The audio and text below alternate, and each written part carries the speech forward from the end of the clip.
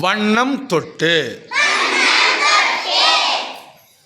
வண்ணம் தொட்டு வண்ணம் தொட்டு படங்கள் வரையலாம்.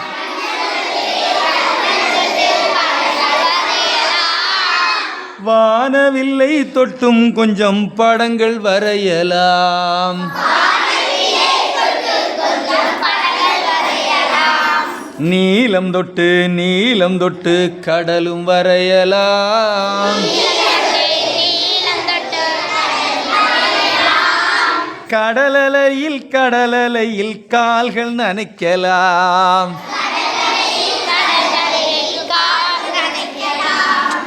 பச்சை தொட்டு மரங்கள் வரையலாம்.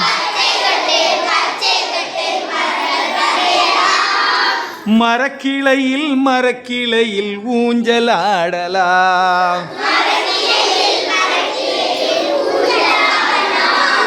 சிவப்பு தொட்டு பூக்கள் வரையலாம்.